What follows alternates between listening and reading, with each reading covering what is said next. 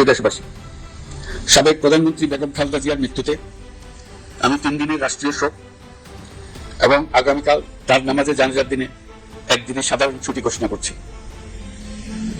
নামাজে জানাজা সহ সব ধরনের শোক পালনে শৃঙ্খলা বজায় রাখার জন্য আমি সবার প্রতি বিনীত আহ্বান জানাচ্ছি। প্রিয় দেশবাসী, আমি জানি আপনারা সবাই এই সময়ে অনেক আবেগাপ্লুত।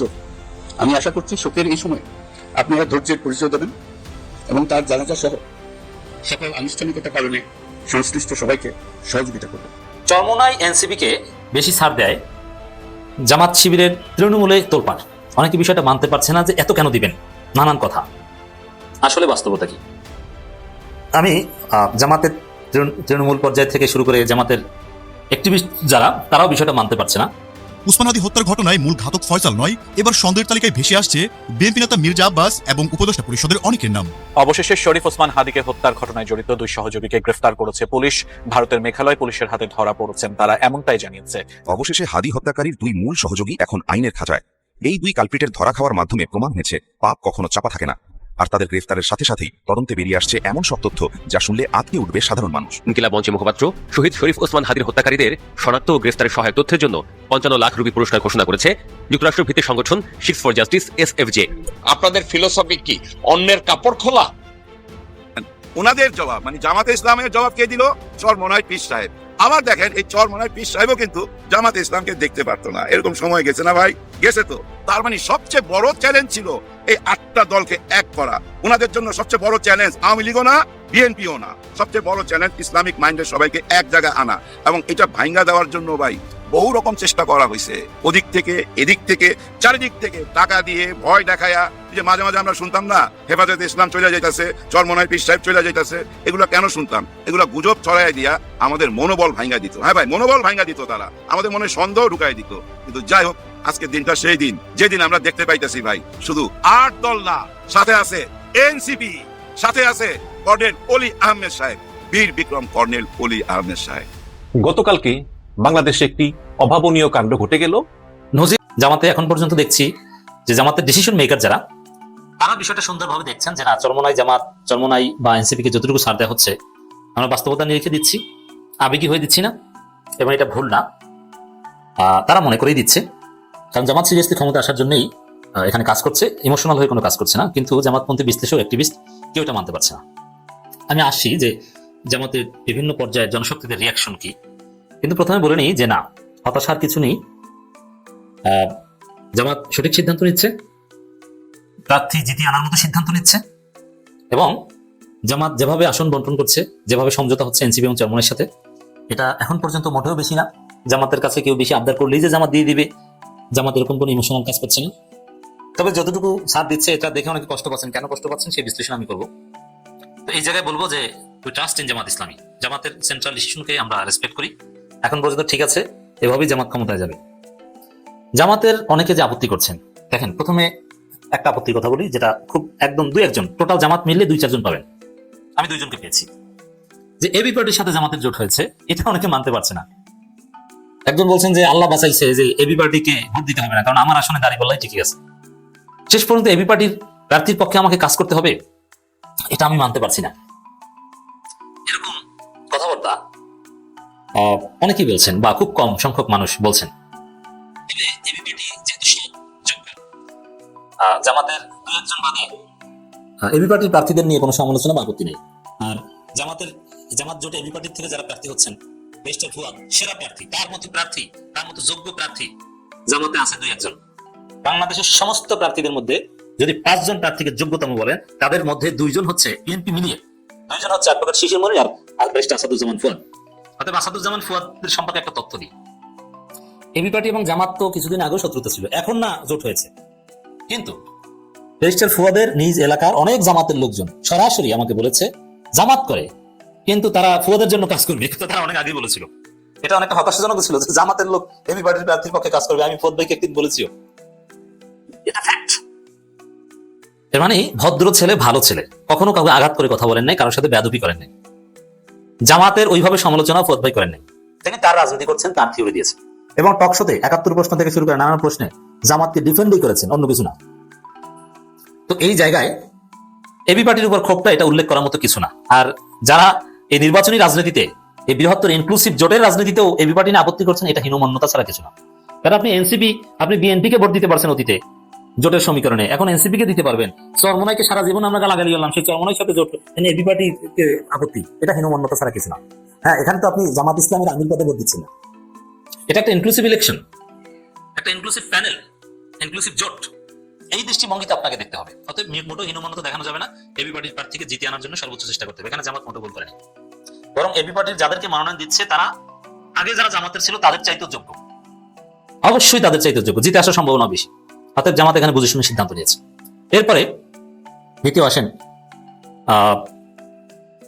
এনসিপি কে নিয়ে বেশি আপত্তি, যে এনসিপির লোকজনকে অনেকে মানতে পারছে না, যে তাদেরকে এত নমিনেশন দেওয়া হচ্ছে। 30টা না কয়টা এখন মতো ফাইনালাইজড হয় নাই, তবে 30টা কথা শোনা যাচ্ছে, যে এতগুলো তারা পায় কোন দৃষ্টিতে?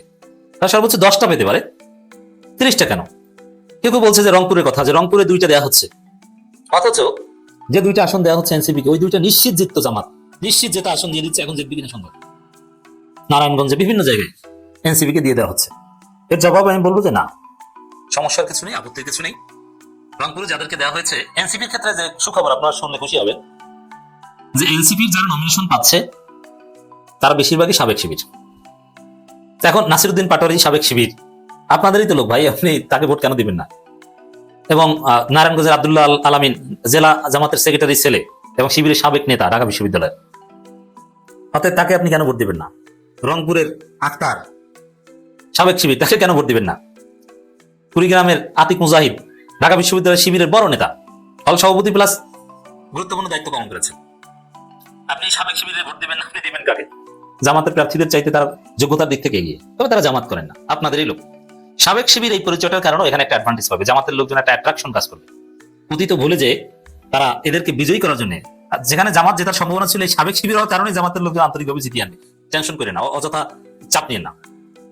আর এমন না যে শিশির মনিরকে সরিয়ে কাউকে দেওয়া হয়েছে, মানে জামাতের একদম হেভিওয়েট প্রার্থী কাউকে সরানো হয়নি, সরানো হচ্ছে না।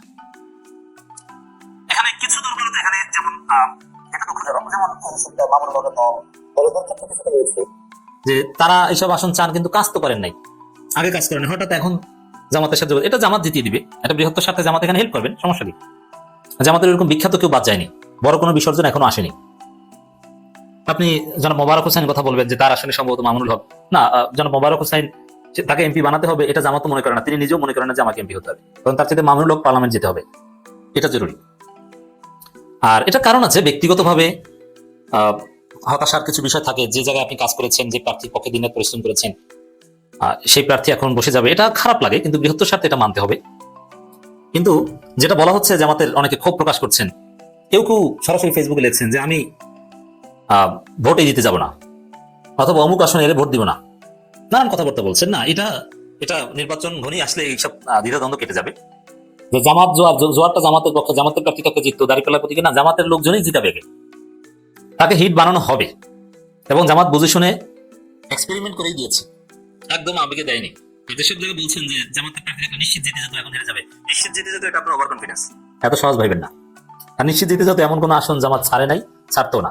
যে হ্যাঁ, যেসব জায়গায় ছেড়েছে কুড়িগ্রাম বা রংপুর, ওইসব জায়গায় নতুন কাউকে দিলে তাকেও জামাত জিতিয়ে আনতে পারবে। আর জামাতের স্ট্র্যাটেজি পুরোপুরি ঠিক, জামাত রংপুরকে সবার উপরে স্থান দিয়ে রংপুর থেকে সবচেয়ে কম সিট চাচ্ছে, এরপরে খুলনার কিছু জায়গা, রাজশাহীর কিছু জায়গা, তারপরে চট্টগ্রাম, তারপরে বরিশাল, তারপরে ময়মনসিংহ। মানে হিসাব নিকাশ করেই জামাত সূক্ষ্মভাবে এগোচ্ছে, হতাশার কিছু নেই। 2-4টা যে বাংলাদেশে ঘটে না, আমরা সেটা অস্বীকার করছি না, কিন্তু কিছু ঘটলেই এটা সংখ্যালঘু, এটাকে নিয়ে ভারতে আন্দোলন, বাংলাদেশের সেনাবাহিনী পাঠাও, সার্জিক্যাল স্ট্রাইক করব, জাতিসংঘে নক দেওয়া, এই যে খেলাটা ভারত খেলতেছিল। সম্প্রতি 25শে ডিসেম্বর খ্রিস্টানদের বড়দিন, অর্থাৎ মেরি ক্রিসমাসে ভারতের কিছু সংগঠন, উগ্রবাদী সংগঠন, এরা প্রায় 60টারও বেশি গির্জাতে গিয়া হামলা চালাইছে। প্রকাশ্যে আপনারা দেখছেন যে একজন খ্রিস্টান পাদ্রীকে দিয়া বা ফাদারকে দিয়া জয় শ্রীরাম এরকম বলাচ্ছে। মেরি অর্থাৎ আমাদের যিনি মরিয়ম আলাইহিস সালাম আছেন, খ্রিস্টানরা তাকে মা মেরি বলেন, ওনাকে নিয়ে কটূক্তি করেছেন।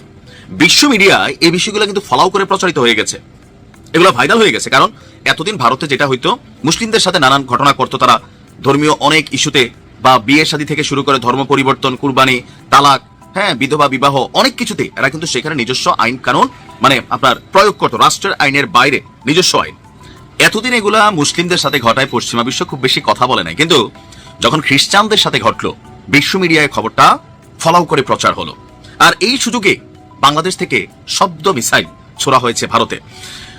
সাম্প্রতিক সময়ে ভারতের সংখ্যালঘু মানে শুধু মুসলিম তা না, যে কোনো একটা দেশে মূল ধর্মের যেটা আছে, যেমন বাংলাদেশ ইসলাম সংখ্যাগরিষ্ঠ দেশ, ভারত হিন্দু সংখ্যাগরিষ্ঠ দেশ, তো ভারতে বসবাসরত হিন্দু, বৌদ্ধ, খ্রিস্টান আরো যে জাতি সংস্কৃতি আছে তারা যারাই আছে সবাই কিন্তু সংখ্যালঘু। তো ভারতে এই সংখ্যালঘু হত্যাও হচ্ছে, নিপীড়ন হচ্ছে, এই ঘটনাগুলোই গভীরভাবে উদ্বেগ প্রকাশ করেছে বাংলাদেশ। ভারতের সংশ্লিষ্ট কর্তৃপক্ষ এইসব ঘটনার নিরপেক্ষ তদন্ত এবং দোষীদের বিচারের আওতায় আনতে ভারতের কাছে এবার শব্দ মিসাইল ছুড়েছে, অর্থাৎ দাবি জানিয়েছে ঢাকা। আজকে পররাষ্ট্র মন্ত্রণালয়ের মুখপাত্র SM মাহবুব আলম তিনি এই উদ্বেগ জানিয়েছেন। তিনি বলছেন যে ভারতে মুসলিম, খ্রিস্টান সহ বিভিন্ন সংখ্যালঘুর বিরুদ্ধে যে সকল ঘটনা, গণপিটুনি, নির্বিচারে আটক, ধর্মীয় অনুষ্ঠানে বাধার ঘটনা গভীর উদ্বেগের বিষয়। এই মাসে ভারতের উড়িষ্যায় একজন মুসলিম যুবককে যেভাবে শেষ করে দেওয়া হলো, বিহারে মোহাম্মদ আতাহার হোসেনকে যেভাবে শেষ করা হলো, কেরালায় বাংলাদেশি সন্দেহে এক নিরীহ ব্যক্তিকে যেভাবে শেষ করা হলো, বিভিন্ন স্থানে মুসলিম এবং খ্রিস্টানদের উপর যেই গণপিটুনি, সহিংসতার ঘটনা ঘটছে, এটা কোনোভাবেই মেনে নেওয়া যায় না। গত সপ্তাহে বড়দিন উদযাপনকালে ভারত জুড়ে খ্রিস্টানদের উপর যেই ঘটনাগুলো ঘটেছে, এ বিষয়ে বাংলাদেশ গভীরভাবে উদ্বিগ্ন। এইসব ঘটনাকে আমরা অপরাধ এবং লক্ষ্যভিত্তিক সহিংসতা হিসাবেই দেখি। এমনকি এই ঘটনাগুলো নিয়ে বিশ্বের দৃষ্টি আকর্ষণ করেছে বাংলাদেশ, যেন এ ব্যাপারে সবাই সোচ্চার হয়। তবে ভারত বরাবরের মতন বলছে না না না না, এরকম হয় নাই। এস জয়শঙ্কর আমাদের এই বক্তব্যের প্রেক্ষিতে সে জবাব দিয়েছে, আসলে এগুলো এরকম না। ভারত সরকার তার দেশের সংখ্যালঘুদের নিরাপত্তা এবং রাইটস এর ব্যাপারে খুবই সচেতন, সেই দেশে মানুষ ভালো আছে। এগুলো বাংলাদেশ থেকে এক ধরনের বক্তব্য বলা হচ্ছে, বরং বাংলাদেশ নিয়ে তারা উদ্বেগ প্রকাশ করছে। তো এই খেলাটা আমার কাছে ভালো লাগছে, যে আমাদের দরকার আন্তর্জাতিক অঙ্গনেও বিভিন্ন সময় এগুলো নিয়ে কথা বলা, কারণ ঘটনা তো ঘটতেছে প্রতিনিয়ত। বাংলাদেশ নিয়ে যখন তারা কথা বলে, তাদের গণমাধ্যমগুলো খুব শক্তিশালী, বিশ্বে এগুলা মানুষ দেখে, আমাদেরগুলো দেখে না। সো বিশ্ব মিডিয়া হাতে পাইলেই দরকার হচ্ছে এইসব বিষয়ে কথা বলা। অসম্ভবকে সম্ভব করে দেখিয়ে দিচ্ছেন প্রফেসর ডক্টর মোহাম্মদ ইউনূস। কিছুটা হলো মনে হচ্ছে ওসমান হাদির ঘটনার রহস্য উদ্ঘাটনের দ্বার প্রান্তে ইউনূস সরকার। দর্শক, এখানে ব্যক্তি ইউনূসকে আমরা অলওয়েজ অ্যাপ্রিসিয়েট করে আসছি। তার মধ্যে নিউট্রালিটি আছে, তার মধ্যে আন্তরিকতা আছে, তার মধ্যে জুলাইয়ের প্রতি কমিটমেন্ট আছে, ভারতের আধিপত্যবাদের বিরুদ্ধে তার যথাযথ আকিদা অবস্থান আছে। কিন্তু সমস্যা হচ্ছে ডিপ স্টেট, উপদেষ্টা পরিষদের বিএনপিপন্থী অংশ, প্রশাসনের বিএনপি এবং ভারতপন্থী অংশ প্রফেসর ইউনূসকে ইন্টারাপ্ট করছে, বাধাগ্রস্ত করছে। ইউনূস তার দৃষ্টিভঙ্গি অনুযায়ী দেশ পরিচালনা করতে পারছেন না। যেমন ইউনূস চেয়েছিলেন ডক্টর খলিলুর রহমানকে স্বরাষ্ট্র উপদেষ্টা বানাতে, কিন্তু বিএনপি এবং বিএনপিপন্থী উপদেষ্টারা ডিপ স্টেট মিলে তাকে বানাতে দেয়নি। কারণ ডক্টর খলিলুর রহমানের সাথে ওয়াকারের ঝামেলা আছে, যার ফলে, এবং বর্তমান যে ধ্বজভঙ্গ স্বরাষ্ট্র উপদেষ্টা তিনি বিএনপির দালাল। তো এইভাবে ইউনূসকে বাধাগ্রস্ত করা হচ্ছে। এমনকি ভারতের বিরুদ্ধে এর আগেও ইউনূস কঠোর হতে চেয়েছিলেন, কিন্তু ভারতপন্থী যে অংশ, এমনকি তৌহিদ হোসেন, প্রভুপাত সহ এরা সেটা হতে দিচ্ছিল না। ভারতকে ইলিশ দিয়েছে, অমুক তমুক, অনেক কিছুই ইউনূস চাননি। আর এইসব কারণেই ইউনূসের অনিচ্ছে অনেক কাজ করতে হয়েছে। তিনি যা চান অনেক কিছুই করতে পারেন না বলেই কিন্তু একবার তিনি পদত্যাগ করে চলে যেতে চেয়েছিলেন। তারপরে জামাত, চরমোনাই সহ এই নাহিদ ইসলাম, রানা নাসিরুদ্দিন পাটোয়ারিরা বুঝিয়ে শুনিয়ে সবাই মিলে ইউনূসকে রেখে দিয়েছে। বিএনপি তখন বলেছিল চলে যাক, বিকল্প আছে, কারোর জন্য তার বসে থাকবে না। সালাউদ্দিন বলেছে, মনে আছে আপনাদের নিঃসন্দেহে। তো এই জায়গায় ওসমান হাদির প্রতি ইউনূসের ব্যক্তি প্রফেসর ইউনূসের যথেষ্ট কমিটমেন্ট এবং সিনসিয়ারিটি আছে, এটা আমরা বিশ্বাস করি, এবং তার কথাবার্তা, আচার আলোচনা স্পষ্ট হয়েছে। কিন্তু ওই যে অদৃশ্য একটা অপশক্তি যারা ইউনূসকে আটকে দিচ্ছে, বাধা দিচ্ছে। এখন ইউনূস তো বারবার তিনি চলে যাব, আমি আর থাকবো না, এটা বলতে পারেন না, এটা ব্যক্তিত্বের একটা প্রশ্ন। তো সেই জায়গায় ইউনূস অনেক ক্ষেত্রে অসহায়, নিরুপায়। এখন যেহেতু আর ডিপ স্টেট থেকে শুরু করে ভারত, বিএনপি একটা বিরাট অংশ ইউনূসের বিরুদ্ধে ছিল। আসলে ইউনূসের যে শত্রু বাংলাদেশে, এই সরকার, এই রাষ্ট্রে, ইউনূস এতদিন অভ্যুত্থানের কবলে পড়ে জেলে থাকার কথা ছিল, আয়নাঘর দেখতে দেয় না, কত কিছু, কিন্তু তারপরও অভ্যুত্থানের কবলে পড়তে হয়নি এবং জেলে যেতে হয়নি। কেন? জনতার শক্তির ফলে ইউনূস টিকে গিয়েছে। জনগণ ইউনূসকে টিকিয়ে রেখেছে, জনগণ ইউনূসের সাথে ছিল, পাশে ছিল। That happened. এটাই আসল ঘটনা। কারণ ওই অপশক্তি দেখেছে ইউনূসের বিরুদ্ধে যদি প্রকাশ্যে কিছু করি, আমার যে অফিস অথবা আমার যে যন্ত্র, তার নাট বল্টু থাকবে না, আমার অফিসের ইট বালু সিমেন্ট কিচ্ছু থাকবে না, পোলাপান সব নিয়ে যাবে। জনতার এই সিভিয়ার সমর্থনের কারণে ইউনূস টিকে আছে। এখন দেখেন, একবার আগরতলায় আমাদের ডেপুটি হাই কমিশন অফিস বা কনসুলেট অফিসে ভারতের হিন্দুত্ববাদী উগ্র সন্ত্রাসীরা ভয়ানক হামলা করেছে। তখন ইউনূস সরকারের পক্ষ থেকে তেমন কোনো প্রতিক্রিয়া ছিল না, কিন্তু এবার কিন্তু প্রতিক্রিয়া দেখিয়েছে। এবং ভয়ানক প্রতিক্রিয়া দেখিয়েছে। বাংলাদেশ এত প্রতিক্রিয়া ভারতের বিরুদ্ধে দেখাতে পারেনি, যেটা এবার বিভিন্ন কনসুলেটে হামলা চেষ্টার মাধ্যমে দেখিয়েছে। এবং বাংলাদেশ সরকার যেভাবে হিন্দুত্ববাদী সন্ত্রাসী উগ্র হিন্দুত্ববাদী গোষ্ঠী এভাবে আখ্যায়িত করেছে আন্দোলনকারীদের, এটা অতীতে কখনো করেনি। এখন ইউনূসের যে এই আঙ্গুল বাঁকা করা, এর ফলে এখন অসম্ভবকে সম্ভব করা হচ্ছে। কি সেটা? ভারত প্রতিশ্রুতি দিয়েছে যে হাদির হত্যাকারীরা যদি ভারতে থাকে তাদেরকে ফেরত দিবে। এখন এই প্রতিশ্রুতি মোদির কাছ থেকে আদায় করতে পারা, এটা অসম্ভবকে সম্ভব করার মতো। এই যে কূটনৈতিক টানপ্রাণ বা আরো যেগুলো দেখেন, এগুলোর ফলে এটা হয়েছে। ইউনূস আঙ্গুল বাঁকা করার ফলে এটা হয়েছে। এখন ভারত প্রতিশ্রুতি দিয়েছে ফেরত দেওয়ার, শুধু কি তাই? ঘটনার নতুন ডেভেলপমেন্ট, সেখানে সেই শুটারের 2 সহযোগী অলরেডি গ্রেপ্তার ভারতে। এটা হচ্ছে লাস্ট খবর। এবং শুটার ভারতে আছেন এটাও পুলিশ নিশ্চিত করেছে, অবশেষে স্বীকার করলো যে ভারতে পালিয়ে গেছেন। যেহেতু 2 সহযোগী গ্রেপ্তার হয়েছে, হয়তোবা সেই শুটার আসল ব্যক্তি তিনিও গ্রেপ্তার হবেন। এবং এর মধ্য দিয়ে শেষ পর্যন্ত হয়তো হাদি হত্যার রহস্য উদ্ঘাটন হবে। দেখেন, এখানে ইন্টারেস্টিংলি বলি, এটা আমি জেনে বলছি, একদম অথেন্টিক তথ্য জেনে বলছি, সেই শুটার যে ভারতে পালিয়ে গেছেন, এটা ইউনূস সরকার আরো কমপক্ষে 1 সপ্তাহ আগে জেনেছে। তো যখন আপনারা চারিদিকে শুনেছেন যে পালিয়ে গেছে, যমুনা টিভির তদন্ত ইত্যাদি ইত্যাদি, যুগান্তরের তদন্ত, তখনই এটা সরকারও নিশ্চিত হয়েছে যে আসলে সেই শুটার মাসুদ নাকি পালিয়ে গেছে। কিন্তু ঘোষণাটা এসে এতদিন পরে কেন দিল? মানে এখন অন্যান্য দিক গোছাতে পেরেছে। অপরাধীদের নাম নেওয়া যাবে, অপরাধীদের রহস্য উদ্ঘাটন করা হবে, অপরাধীরা ছাড় পাবে না, এই পরিস্থিতি তৈরি করার পর তারপরে এটা স্বীকার করেছে। এবং ভারত থেকে ধরে আনাও সম্ভব হবে হয়তো, এটা মোটামুটি গুছিয়ে তারপরে স্বীকার করেছে। এর মানে এটা সফলতার দ্বার প্রান্ত বলা যায়। এবং এটা কেন সম্ভব হয়েছে? ওই যে জনতা, ইউনূসের শক্তি, ইনকিলাব মঞ্চ থেকে শুরু করে সাধারণ জনগণ, স্বতঃস্ফূর্ত সাইলেন্ট মেজরিটি, বাংলাদেশের সাইলেন্ট মেজরিটি যেভাবে রাজপথে নেমে আসছে ইনকিলাব মঞ্চ ডাক দিলে, স্বতঃস্ফূর্ত ভাবে নিজের টাকা খরচ করে, কোনো বিরিয়ানি টিরিয়ানি কিচ্ছু না, ওসমান হাদির প্রতি জনগণের যে আবেগ। ইউনূস দেখেছেন, যদি ওসমান হাদির এই ঘটনার রহস্য উদ্ঘাটন করতে যে যদি ইউনূস বিপদে পড়েন, আর ইউনূস যদি দেশবাসীকে ডাক দেন, কোটি জনতা রাজপথে নেমে আসবে মুহূর্তের মধ্যে। পৃথিবীর কোন শক্তি ওসমান হাদির হত্যাকারীদের রহস্য উদ্ঘাটন করলে ইউনূসকে বিপদে ফেলতে পারবে না, এটা ইউনূস নিশ্চিত হয়েছেন। কিচ্ছু লাগবে না, একটা ফেসবুকে পোস্ট দিবেন, সাপোজ ইউনূস ওসমান হাদির হত্যাকারীদের রহস্য উদ্ঘাটন করে আমি বিপদে পড়েছি, আমাকে বাঁচান, দেখবেন কোটি মানুষ রাজপথে নেমে গেছে কয়েক মিনিটের মধ্যে। পৃথিবীর কোন শক্তি, কোন ট্যাঙ্ক, কেউ কিচ্ছু করতে পারবে, পারমাণবিক বোমা তাদের আটকে রাখতে পারবে না।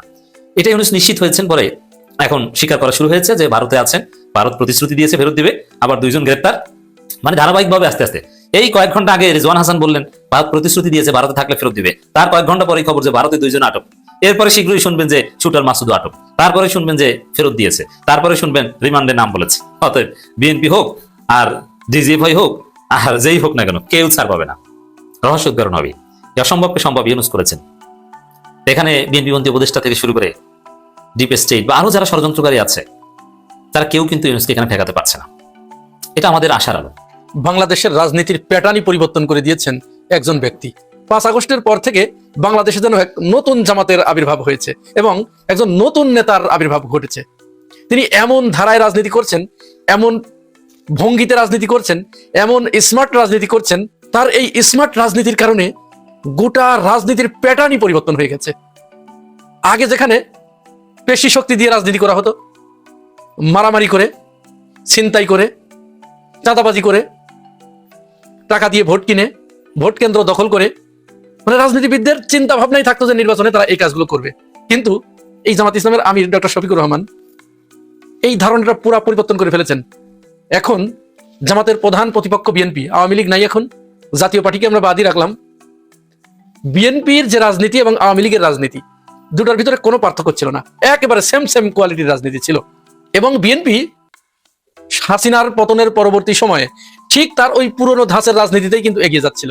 এইখানে এসে জামাতের আমির যেন বিএনপিকে ডেকে বললেন বা পিছন থেকে তার জামার আস্তিন টেনে ধরে বললেন যে ভাই থামো, যে পথে আগাচ্ছ এ পথে আর বেশি দূর যেতে পারবে না, সামনে কণ্টকাকীর্ণ পথ, সামনে মহাসমুদ্র, সামনে ঝঞ্ঝা বিক্ষুব্ধ পর্বতমালা, সুতরাং ওই পথে না গিয়ে তোমরা এই পথে হাঁটো, এটি রাজনীতির আসল পথ।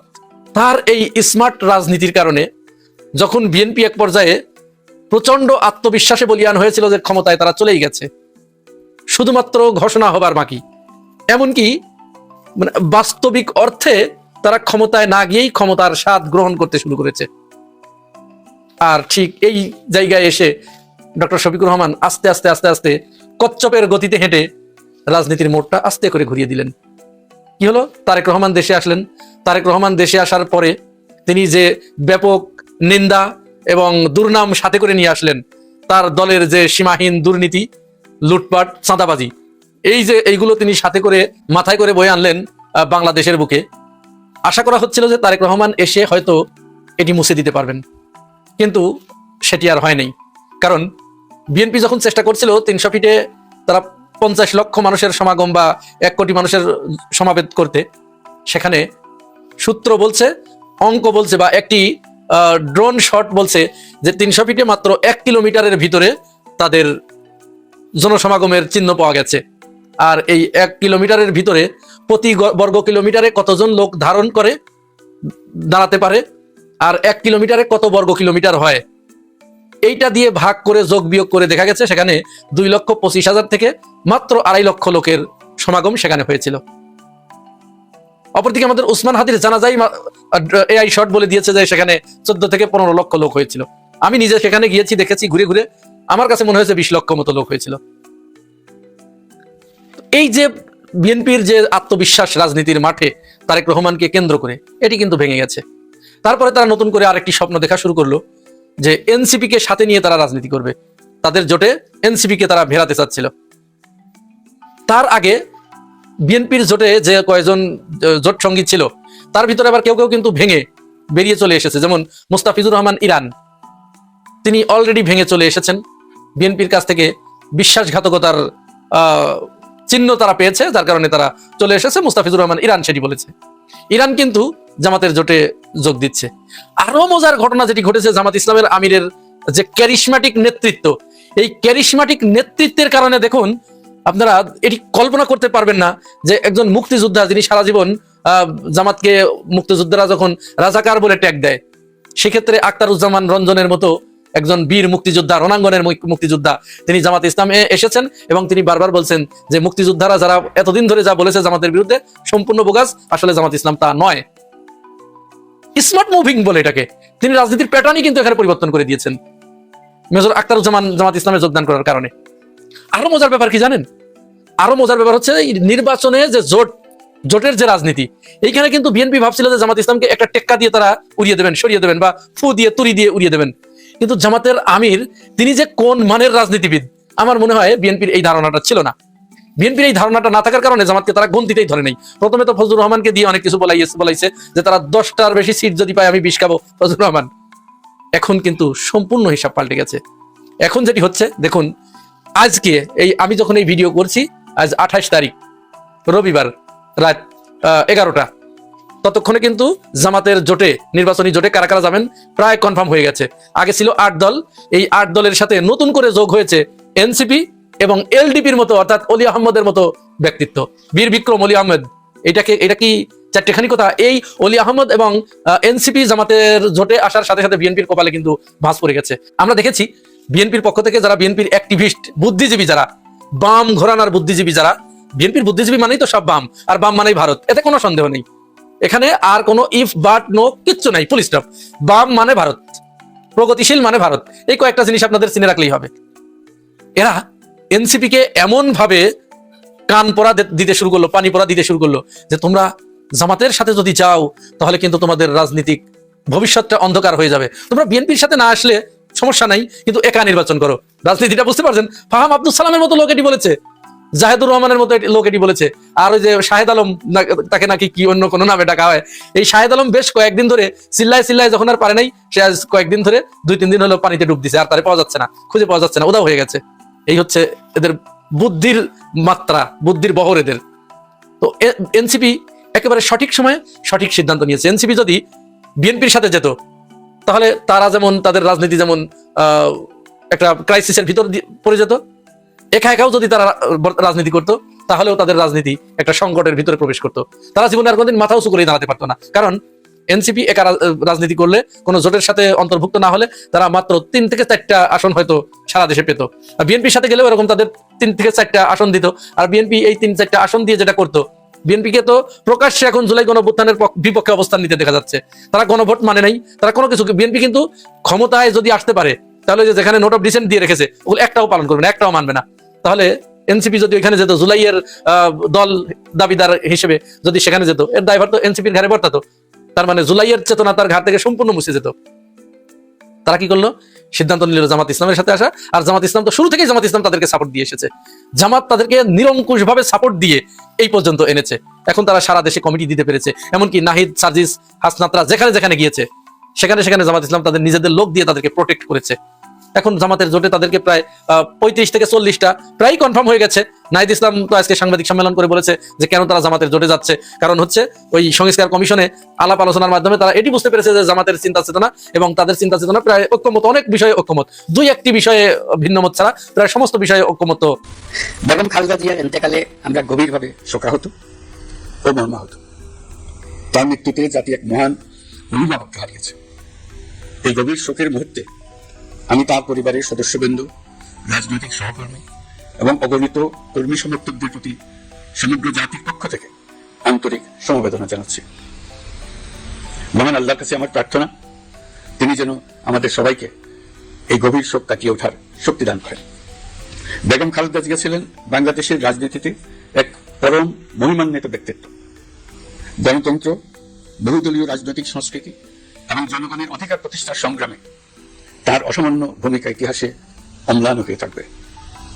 স্বৈরাচার ও ফেসিবাদের বিরুদ্ধে তার আপসহীন নেতৃত্ব বারবার জাতিকে গণতন্ত্রহীন পরিস্থিতি থেকে উত্তরণের পথ দেখিয়েছে এবং মুক্তির প্রেরণা জুগিয়েছে। দেশ ও জাতির প্রতি তার সমুজ্জ্বল অবদান জাতি চিরকাল শ্রদ্ধার সাথে স্মরণ করবে। তার দীর্ঘ রাজনৈতিক যাত্রা, গণমুখী নেতৃত্ব এবং প্রিয় মাতৃভূমির স্বাধীনতা ও সার্বভৌমত্বকে সমুন্নত রাখতে তার অবিচল ভূমিকা অবিস্মরণীয় হয়ে থাকবে। এমন একজন মহান দূরদর্শী ও নিখাত দেশপ্রেমিক নেত্রীর শূন্যতা পূরণ হবার নয়। প্রিয় দেশবাসী, এই শোকাবহ মুহূর্তে আপনাদের প্রতি আমার উদাত্ত আহ্বান, আসুন আমরা সবাই যার যার অবস্থান থেকে মহান আল্লাহর দরবারে বেগম খালেদা জিয়ার বিদেহী আত্মার মাগফিরাত কামনা করি। একই সঙ্গে জাতির এই কঠিন সময়ে আমরা যেন ঐক্যবদ্ধ থাকি। শোকের এই সময়ে কেউ যেন অস্থিতিশীলতা বা নাশকতার অপচেষ্টা চালাতে না পারে, সে বিষয়ে আমি সবাইকে সজাগ থাকার আহ্বান জানাচ্ছি। এই সময়ে আমাদের সবার দায়িত্বশীল ভূমিকা পালন করা অত্যন্ত জরুরি।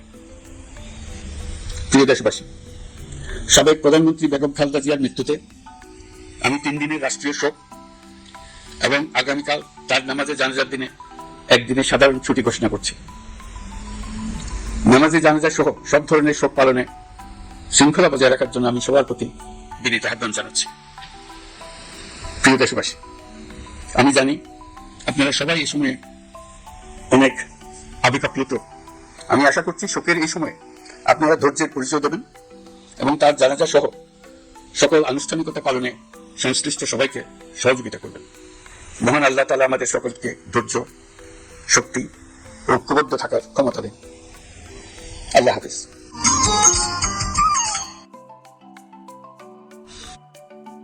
আজ আমাদের পুরো জাতি গভীর শোক ও বেদনায় নিস্তব্ধ।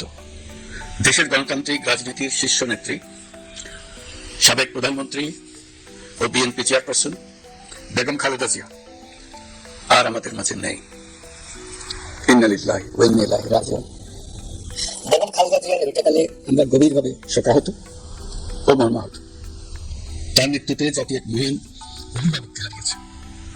এই গভীর শোকের মুহূর্তে আমি তার পরিবারের সদস্যবৃন্দ, রাজনৈতিক সহকর্মী এবং অগণিত কর্মী সমর্থকদের প্রতি সমগ্র জাতির পক্ষ থেকে আন্তরিক সমবেদনা জানাচ্ছি। মহান আল্লাহর কাছে আমার প্রার্থনা, তিনি যেন আমাদের সবাইকে এই গভীর শোক কাটিয়ে ওঠার শক্তি দান করেন। বেগম খালেদা জিয়া ছিলেন বাংলাদেশের রাজনীতিতে এক পরম মহিমান্বিত ব্যক্তিত্ব। গণতন্ত্র, বহুদলীয় রাজনৈতিক সংস্কৃতি এবং জনগণের অধিকার প্রতিষ্ঠার সংগ্রামে তার অসামান্য ভূমিকা ইতিহাসে অম্লান হয়ে থাকবে। স্বৈরাচার ও ফেসিবাদের বিরুদ্ধে তার আপসহীন নেতৃত্ব বারবার জাতিকে গণতন্ত্রহীন পরিস্থিতি থেকে উত্তরণের পথ দেখিয়েছে এবং মুক্তির প্রেরণা জুগিয়েছে। দেশ ও জাতির প্রতি তার সমুজ্জ্বল অবদান জাতির চিরকাল শ্রদ্ধার সাথে স্মরণ করবে। তার দীর্ঘ রাজনৈতিক যাত্রা, গণমুখী নেতৃত্ব এবং প্রিয় মাতৃভূমির স্বাধীনতা ও সার্বভৌমত্বকে সমুন্নত রাখতে তার অবিচল ভূমিকা অবিস্মরণীয় হয়ে থাকবে। এমন একজন মহান দূরদর্শী ও নিখাত দেশপ্রেমিক নেত্রীর শূন্যতা পূরণ হবার নয়।